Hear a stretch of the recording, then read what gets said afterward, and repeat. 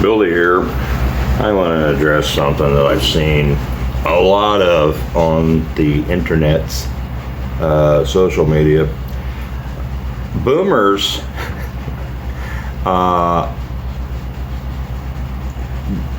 they want to break millennials' chops all the time, and they want to criticize them, especially over like student loans and things like this.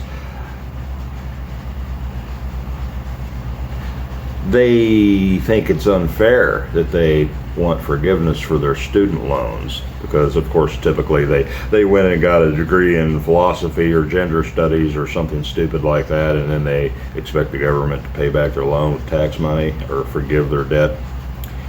Yeah, that's the on the outside. I don't think there's that many that went for stuff like that. I think there's people that got student loans for hard science degrees and things like that as well. And management, they want to get their MBAs for what that's worth. That's just as worthless as gender studies from what I've seen, but it's a lot more employable. Anyway, let me read this. This is just a typical one. Your son is graduating high school soon. He wants to be an engineer. He wants to attend college. You know it'll be tough. Your wife takes extra jobs. You pull overtime every hour, so you pull overtime every hour you can at the plant. That's not written very well. He grabs all the work he can. It's not enough. Friday, your son comes home with a Go Army paper. Your stomach churns. He gets through boot camp, goes to Afghanistan. 1 month later, you get the worst news of your life. Your son stepped on an IED, and they bury your son. Today, Dad flips on the TV and sees they're forgiving student loans. It hurts. It hurts bad. Mom tears up and continues to work on. It's pretty good rhetoric there. I'm sure it's happened. You've had the best years. Oh, do you still think your loan is unfair? You had the best years of your life. You all say it.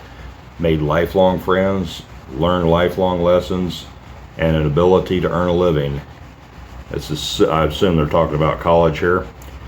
You signed that bank agreement just as he signed his enlistment papers. Your deal is square. You owe it.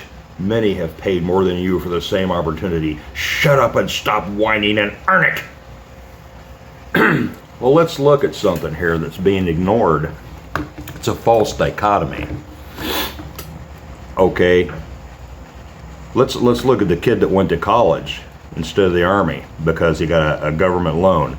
He was told about that loan by his teachers. He was pressured by his teachers and by his guidance counselor and all the people that the universities have on the payroll to get him to go sign that paper and pay that huge tuition to go to a university, which is, going to end up with a worthless degree.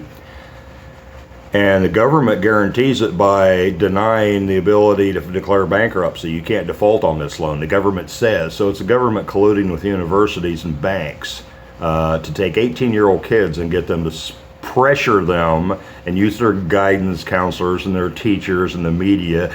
You're not gonna ever have a family or own a house unless you go to university. Tell an 18-year-old kid that and then shove the papers in his face and have him sign it. And then all these freaking boomers, you sign that paper, you better earn it, you better, we're not forgiving your loan. So they're defending the banks and the universities.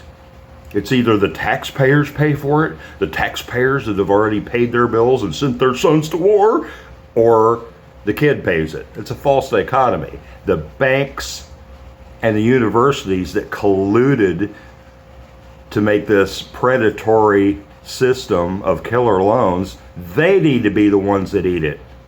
They need to eat it because they built a system that preys on young kids. Oh, sign the paper, you won't get a job. Yeah, and their parents probably go along with it. The kid signs the paper, he can't pay it back. It's a ridiculous amount of money.